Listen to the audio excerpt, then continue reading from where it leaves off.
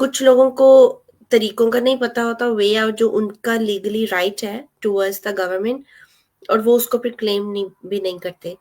तो मैं चाहती हूँ कि हम उन चीज़ों को डिस्कस करें जो लीगली राइट है, उन लोगों का जो फाइनेंशियल पॉइंट ऑफ व्यू से स्ट्रगल कर रहे हैं, और उसको उन्होंने कैसे क्लेम करना है, कौन से इस तरह के वे आउट है जिससे वो जो है वो गवर्नमेंट पर्सोनल को अप्रोच कर सकते हैं, और वो उसको अपनी जो उनके सपोर्ट और बेनिफिट के उनके पॉइंट्स हैं उनको हाईलाइट कर सकते हैं।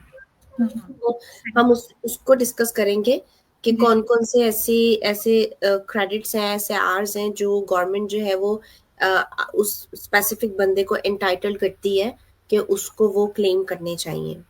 सही सही।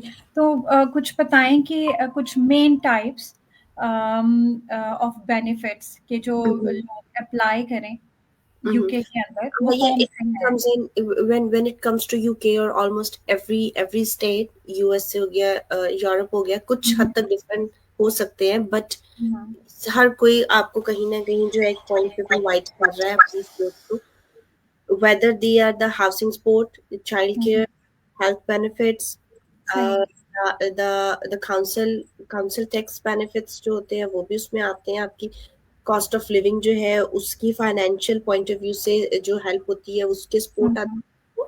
उसमें हम जो मेन टाइप है जो everyone should be aware of, उसमें हमारे पास यूनिवर्सल क्रेडिट्स आ जाते हैं, ओके। जिसमें जो उन लोगों को सपोर्ट करते हैं जिनकी लो इनकम है, या उनके पास जिनके पास जो है वो काम नहीं है। फिर उसके हम्म, बाद हाउसिंग बेनिफिट्स जिसकी हमने बात की, उनके लिए आ जाते हैं जो स्ट्रगल कर रहे हैं अपनी रेंट के साथ, लेकिन ये हर के कोई इसके लिए एलिजिबल नहीं होता, you have to be a citizen, और सिटीजन के साथ साथ आपका कोई ना कोई एज फैक्टर होता है जिस पे जाके आप रिलाई करते हैं, या फिर अगर आप जॉब नहीं कर रहे, बिकॉज अगर आप जॉब कर रहे हैं and you are okay with your health point of view, then you can't claim it. आप ये सिर्फ तब क्लेम कर सकते हैं जब आप लो इनकम स्टेटस में हैं, आप नेशनल है यहाँ के, हम्म, और आपको एक स्पेसिफिक एज है, वेदर इन सम एरियाज, या आप फिजिकली फिट नहीं है, कोई हम्म, ना कोई डिसेबिलिटी है, तो सही। उसमें आप ये चीजें क्लेम कर सकते हैं। फिर आपके काउंसिल टैक्स रिडक्शन भी आती है, जब भी काउंसिल की तरफ से आपको कोई कोई हाउसिंग अलॉट होती है, उसमें आपको रिडक्शन भी काउंसिल टैक्स बैंड्स में आ जाती है। हम्म, हमारे चाइल्ड बेनिफिट आ जाते हैं जो पेरेंट्स काउंसिल को मिलती स्टूडेंट्स हैं। के लिए भी है ना? चाइल्ड बेनिफिट स्टूडेंट्स के लिए नहीं है।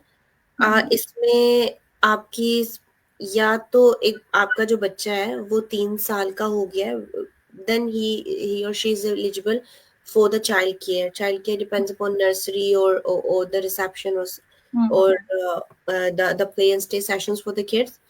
ब्रिटिश नेशनल्स जो है, या one of the parent, if the national, they can claim the child benefit from the day it's is born. Day first, okay. Yeah.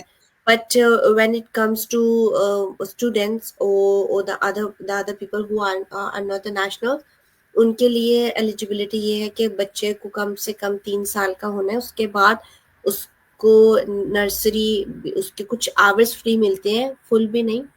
कुछ इस बेनिफिट्स हैं, all no, eligible you not. Can't claim all of the benefits, no. अगर एक parent working कर रहा है तो उसको 15 आवर्स पर वीक मिलते हैं चाइल्ड को, और अगर ओके। दोनों पेरेंट्स काम कर रहे हैं तो that goes to 30 hours per week. But it alright. Depends कि आपके बच्चे की एज क्या है, और गवर्नमेंट का जो आपको कोड मिला है वो आप उस पे एंटाइटलमेंट क्या आ रही है आपकी। इसमें सही। भी आगे बहुत तरीके हैं जिसमें आप जाके आपको चेक करना पड़ता है गवर्नमेंट की वेबसाइट पे, फिर हम्म, उसमें आपको अपनी डिटेल्स फिल करनी होती है, फिर गवर्नमेंट आपको एक कोड अलॉट करती है। कुछ नर्सरीज जो है वो कोड मांगती हैं, कुछ नर्सरीज अपने एंड पे ये प्रोसेस कर लेती हैं। तो सही। It different for everyone.